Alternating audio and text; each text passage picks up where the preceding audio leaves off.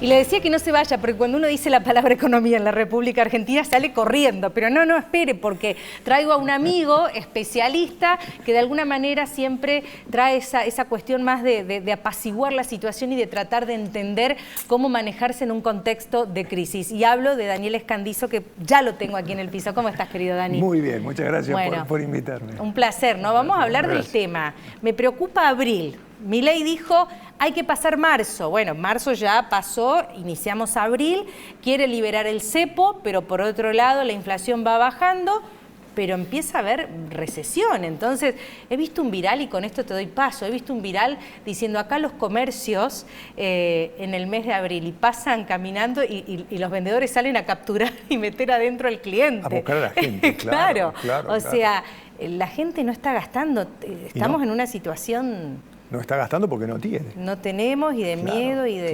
Claro. En realidad la recesión ya la traemos, ¿verdad? No comenzó ahora, ya 2023 terminó con una caída de la actividad económica. Y si nos vamos más atrás, Ale, desde 2010 venimos una especie de serrucho, ¿no? Un año crecemos, otro año caemos, un año crecemos, otro año caemos.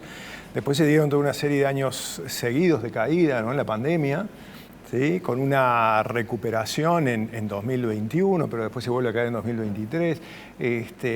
Así que si tomamos una comparación de 2010 ahora, es más lo que hemos caído, los años en que se registraron caída de la actividad económica que subas, ¿no? Claro. Eso hace que el argentino hoy promedio, y lo vamos a decir con palabras que todo el mundo lo entiende, sea más pobre que hace 10 años.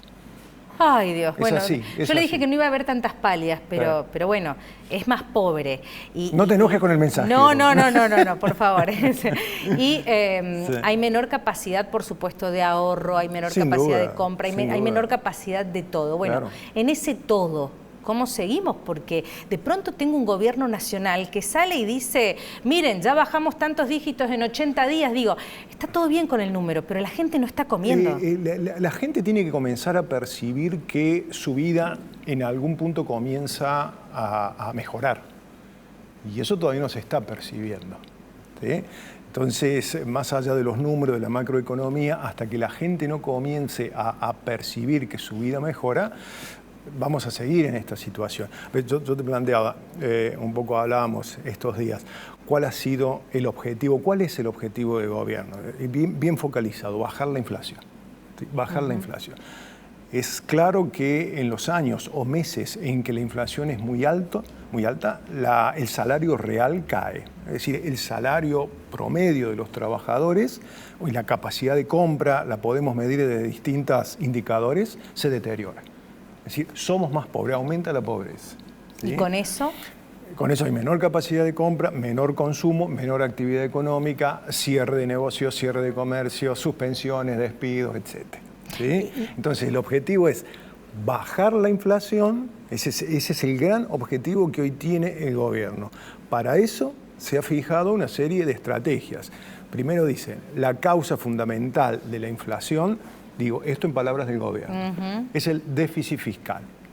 El Estado gasta por encima de sus ingresos. Entonces, si esa, en su diagnóstico, compartido por muchos, es la principal causa de la inflación, hay otras, a mi juicio, hay otras, no es la única. Si esa es la principal causa, lo que buscan es eliminar esa causa. ¿Cómo se elimina? Bajando drásticamente los gastos del sector público. ¿Qué es lo que está sucediendo desde que asumió el gobierno? 11.000 despidos, cierre de ministerios. Yo lo único es no ajustar salario del sector público, no ajustar jubilaciones en función de la inflación, no continuar con el fondo de incentivo docente, paralizar las transferencias a la provincia, paralizar la obra pública, eliminar subsidios al transporte, subsidios a los servicios públicos, en fin, todas las medidas que hemos venido viendo a lo largo de estos 4 meses desde que asumió el gobierno, tienen como principal objetivo o forman parte de la estrategia para reducir la inflación vía reducción del gasto público y por ende del déficit fiscal. Bueno, ahora yo pregunto, ¿no? Y también reitero desde la ignorancia, y estas personas que de pronto hoy trabajan en el Estado, que tienen un salario, pasan a quedar desempleados. Multipliquemos esas familias, 11.000 personas con una familia tipo para comenzar a hablar. Digo, ¿Qué va a pasar con esa gente? Que esta estrategia... Porque esa es una partecita. Claro, claro, Ale. Por eso la economía tiene muchísimo de lógica. Si nosotros reflexionamos, nos detenemos un momento, la entendemos con facilidad. Tiene de lógica. Esa estrategia que aplica el gobierno tiene efectos negativos, tiene efectos, digamos, colaterales, por utilizar una palabra elegante. ¿Cuál es el impacto más negativo que se percibe? El efecto sobre la actividad económica. Al reducir drásticamente el gasto del Estado, que es uno de los componentes de la actividad económica en términos generales comienza a deteriorarse. Lo que ha venido buscando el gobierno es esto: ¿cómo hago para sostener ese déficit fiscal cero? Que siempre el gobierno lo visibiliza, o trata de materializarlo, o trata de exponerlo. Bueno, por un lado, bajamos el gasto público, a su vez hay un ancla vinculada al tipo de cambio, de devaluación, que el tipo de cambio se mantenga, esto es lo que se llama el ancla cambiaria.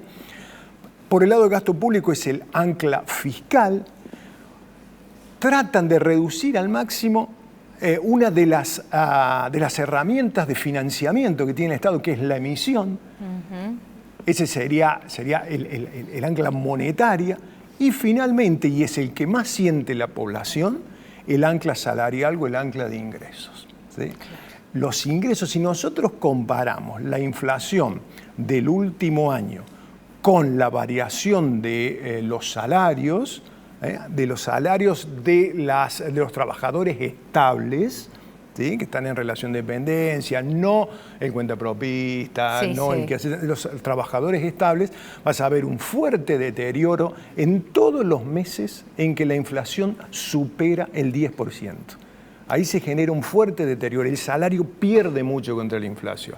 Eso se registró, por ejemplo, en agosto, se da en noviembre, se da en diciembre, se da en enero, y todavía no tenemos la comparación de la evolución del salario en febrero, porque generalmente se informa 45 días después de que cierra el mes, es decir, lo tendríamos el 15 de abril. Y sobre todo eso te agrego, te interrumpo ahí, estaba pensando la semana pasada el anuncio del 300% en el aumento de las facturas de gas. Digo, ya venimos con la luz, ya venimos con las prepagas, ya venimos con los colegios. Ya venimos con todo. Si vos pensás en la estructura de gasto familiar, cualquier familia de sector alto, medio bajo y bajo, todos hemos modificado nuestros hábitos de consumo en función de un encarecimiento de la vida en general. ¿Sí? Todo. Pero por una razón, si se quiere de explicación simple, los precios han aumentado de servicios, de bienes regulados y no regulados, muy por encima de lo que ha aumentado el salario promedio. ¿Sí? Entonces, eso hace que uno sienta que su ingreso le alcanza para menos, le alcanza para menos cosas de las que hacía antes, entonces debe comenzar a reducirse. En esa reducción, el poder de compra cae, la facturación de los negocios, el poder de de la venta empresa de los negocios cae. También cae. Y los datos lo están corroborando. Vemos caídas en todos los rubros prácticamente, y sobre todo lo que está vinculado al consumo interno. ¿Qué estamos viendo? Situaciones como precios en Argentina más altos, no solo que en Chile, que en Uruguay, que en Paraguay. Vemos el caso de los neumáticos, vemos el caso de la ropa, etcétera. La cantidad de gente volviendo ahora a Chile, a países limítrofes, sino en muchos casos más altos que en Europa. ¿Sí? Entonces estamos teniendo precios de primer mundo con salarios de un país subdesarrollado. Esa es la realidad. Ahora, ¿qué busca el gobierno? Que la inflación caiga y comience lentamente a recuperarse el poder de compra de la sociedad.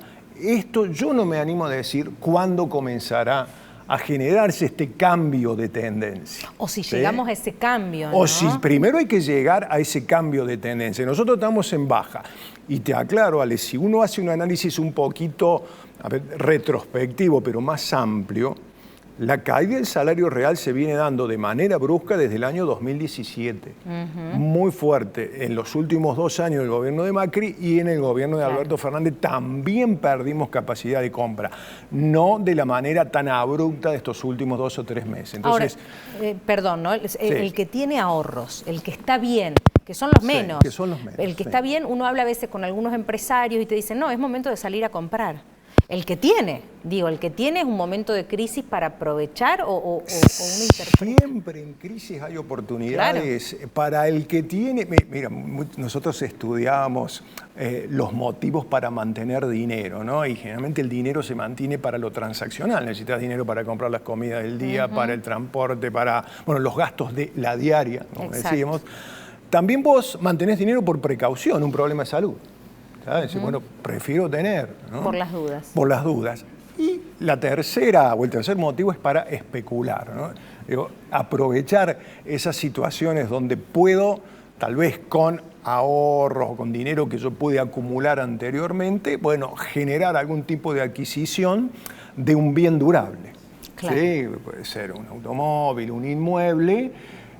Sobre todo con una particularidad, y esto lo estoy viendo, varios especialistas están coincidiendo, se va a comenzar a dar un fenómeno de inflación en dólares. Probablemente los inmuebles que cotizan en dólares, sabes bien, de acá a 6 meses, un año, en dólares, estén bastante más caros. No te animo a decir en qué porcentaje, el 10, 15, 20%, pero si un inmueble hoy sale $100.000, probablemente en fin de año esté en 120.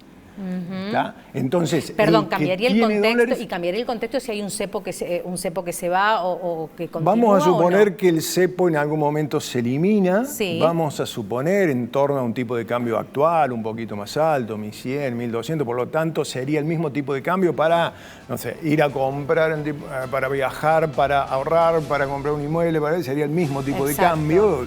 Lo que tuvimos entre 2015 y 2019, el mercado único y libre. Y creo que en esa ocasión muchos están diciendo, si tengo dólares atesorados, bueno, sería conveniente hoy utilizarlos, aplicarlos. ¿Por qué? Porque la inflación le está ganando la devaluación. Entonces con esos dólares voy a comprar en Argentina menos cosas. Me van a servir para viajar. ¿Sabes por qué? Por cambio, va a ser, es más, en una unificación cambiaria se eliminaría, por ejemplo, el impuesto país y todas estas otras sobrecargas que hay sobre el tipo de cambio. ¡Ay, ¿no? qué tema! Pero si hay dólares acumulados, probablemente yo los sigo manteniendo por miedo, por temor, puedo afrontar pérdidas importantes, ¿no? Claro, aunque voy a estar seguro, pero voy a tener Milei dijo, pérdidas saquen los dólares del colchón. Pero bueno, esa cortina que escuchás es Pancho Luján, nuestro director, que nos está diciendo que vayamos cerrando, ¿no? Lo mando al frente, como quien dice. El culpable.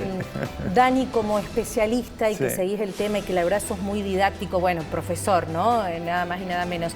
Bueno, ¿qué hacer? Simplemente consejos, 30 segundos más. ¿Qué hacer? Trato de dar siempre una visión integral, no tan técnica, ¿verdad? Entonces, ¿qué hacer? Hoy hay que reconfigurar, resetear y barajar de nuevo. Me parece que las familias tendrán que ver cuáles son sus gastos prioritarios y todos están en una situación de reducir, de achicar. Aquel que vive en una vivienda muy amplia tendrá que ir a una muy chica, aquel que tiene 2 autos, un auto. Evidentemente, achicarse los negocios bien. Acá están en una situación más conflictiva o más compleja porque si no se recupera la demanda, muchos lamentablemente no van a sobrevivir.